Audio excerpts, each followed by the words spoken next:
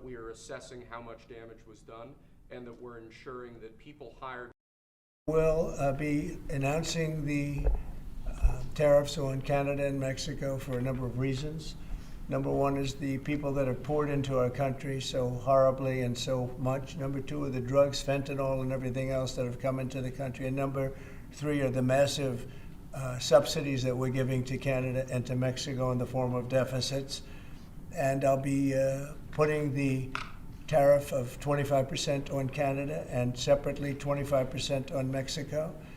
And we will really have to do that because we have very big deficits with those countries. Those tariffs may or may not rise with time.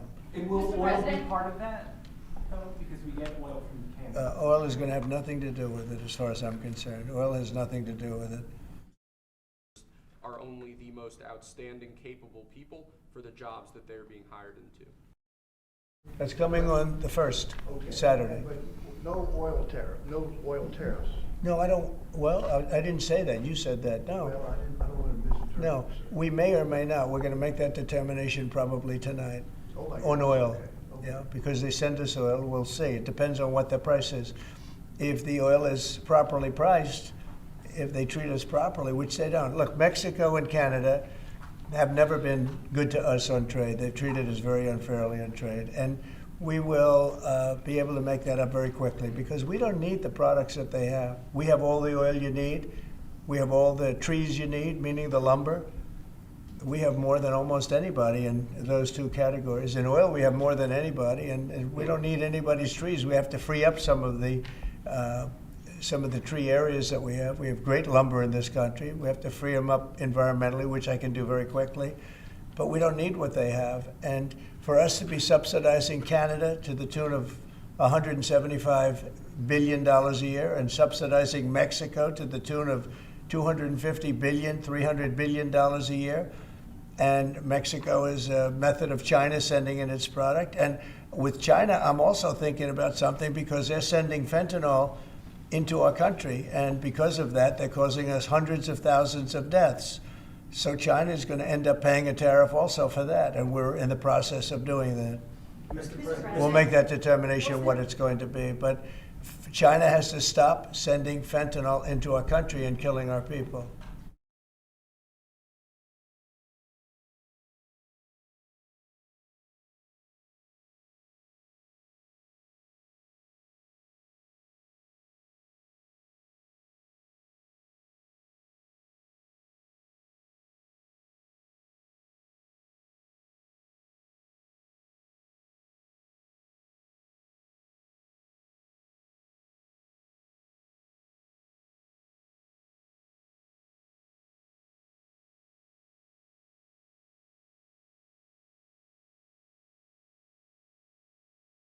We're on this edge of, is he going to really put the 25% tariffs on Canada and Mexico, or is it going to be something he postpones if they do sufficiently dramatic, symbolic things on the fentanyl and immigration agendas?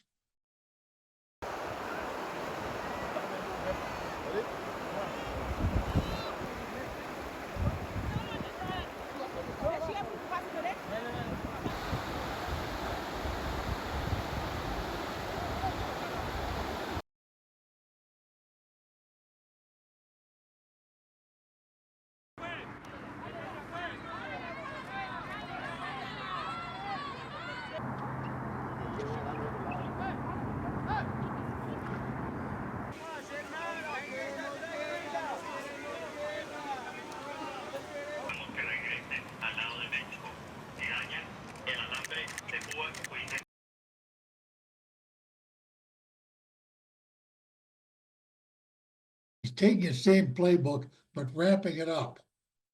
Same playbook, bigger, more force to it.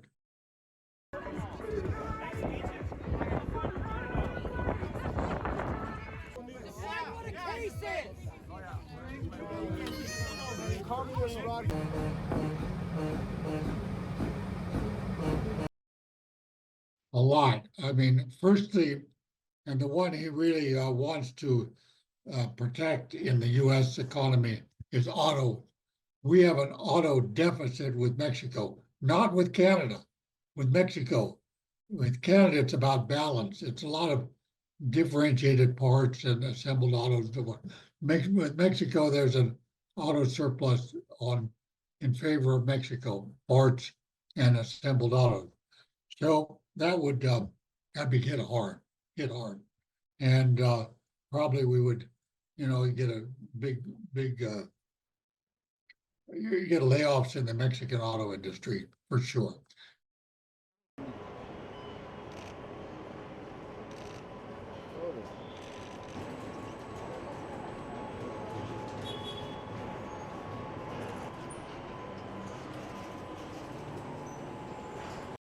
Now, he said he can exempt oil, and I assume he would, because if you don't take in Mexican and Canadian oil, it's a very heavy grade they both produce, and the refineries in Houston are engineered to that grade, and you don't quickly change the grade of oil that goes in on one end and then comes out as gasoline and aviation fuel on the other end. It's cost millions and millions of dollars to change the intake of oil.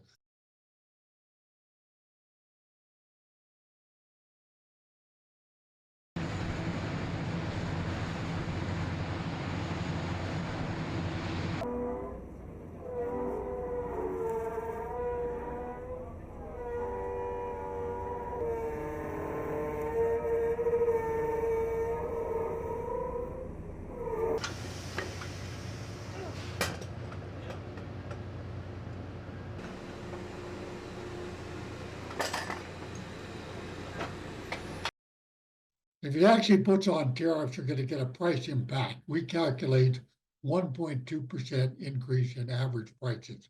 And that may sound small, but hey, inflation is a big story. Inflation is why the Fed won't cut its interest rates. And that's not happy news. And there'll be price spikes in particular goods, like the autos I mentioned. I should have mentioned also fruits and vegetables, mangoes, avocados, lettuce, tomatoes.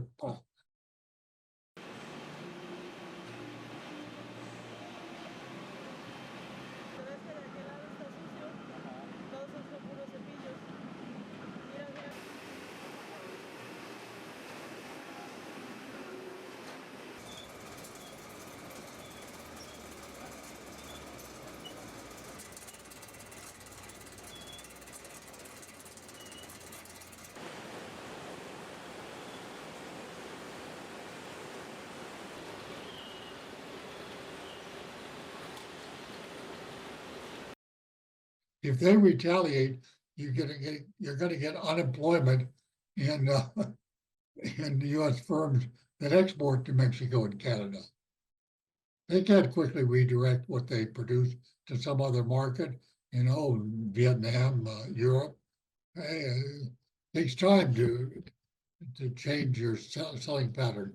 So you get unemployed, so you get a lot of bad news.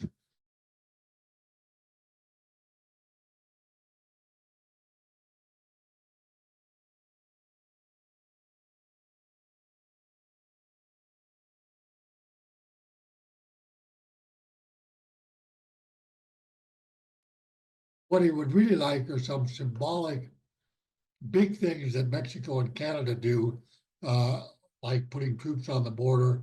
Black Hawks up in Canada, they bought some Black Hawks or rented them and put troops up in Royal Canadian Mounted Police, nice hats, have them driving around on the Canadian border. Somehow find some fentanyl factories and shut them down, all that kind of stuff. Hit the cartels. So that kind of symbolism, that's what he really needs, because that's good news for him. Good news, and whereas the tariffs and the retaliation of the tariffs, at least in the short run, and I think also in the long run, will be not good news, bad news.